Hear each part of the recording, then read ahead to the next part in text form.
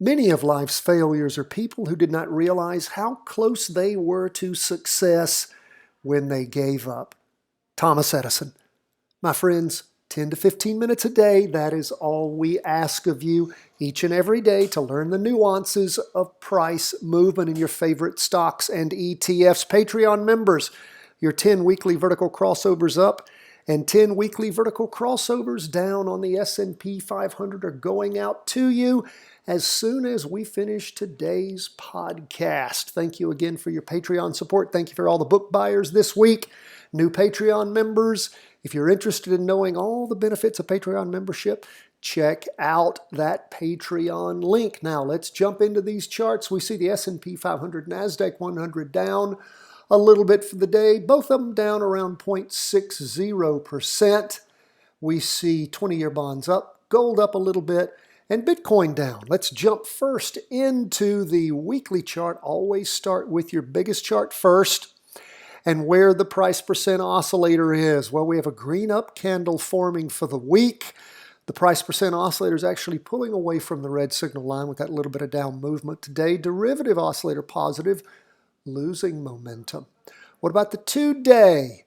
2-day has not managed to cross over going up. In fact, it did not do that on this latest 2-day candle. And when we look at the latest two-day candles, we can see they are green up candles, but not enough energy to cross over. Derivative oscillator still negative, price percent oscillator negative.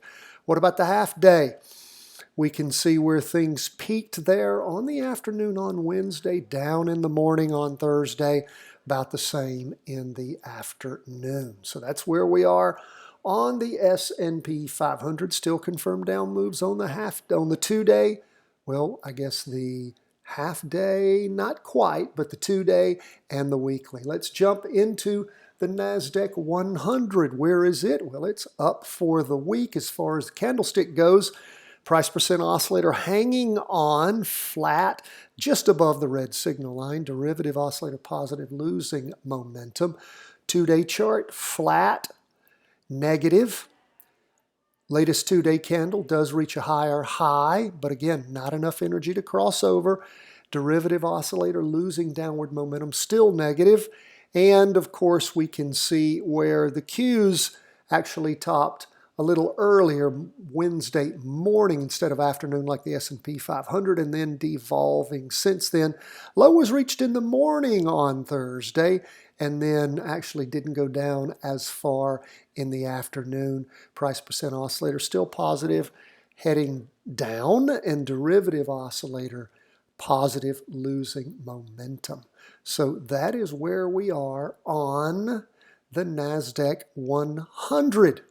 And again, just waiting to see how it's going to sort itself out. That is where we are on stocks. Let's go to bonds. Up for the day, 0.28%. This week, red spinning top. Lots of indecision, almost a doji. In fact, I think it was a doji yesterday. That little bit of up movement changed that. Price percent oscillator is flat. Derivative oscillator is positive and losing momentum. What about the 2-day? Nope, still pulling away from the red signal line. Strong red down candle. Derivative oscillator about flat. Price percent oscillator heading down. So that is where we are on the weekly and the 2-day. What about the half day? Well, we had 2.5 days of strong down movement, bit of a recovery in the afternoon on Thursday.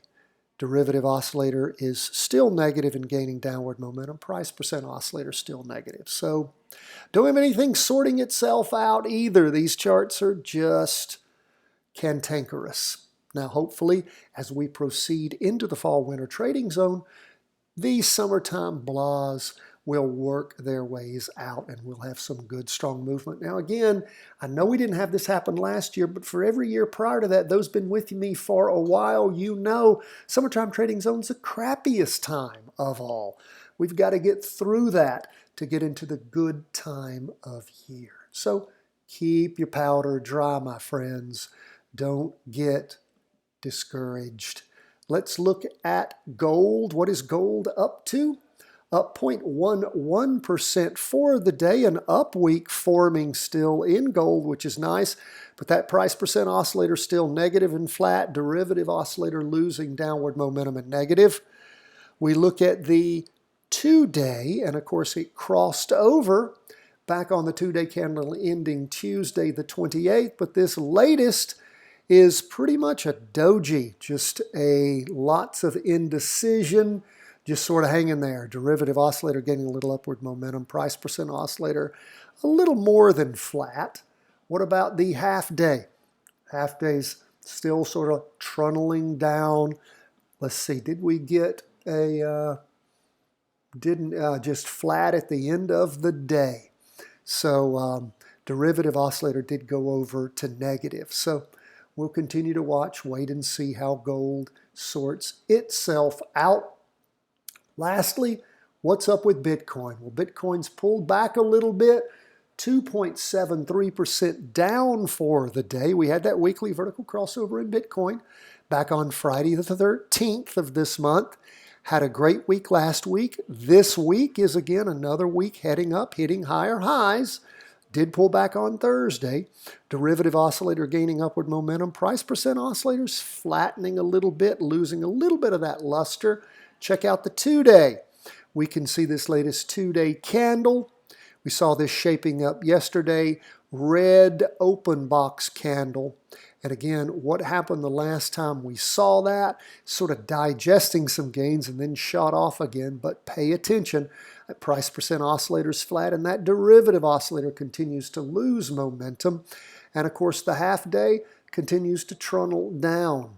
2.5 days of just ever increasing downward momentum. So again, that's the half day.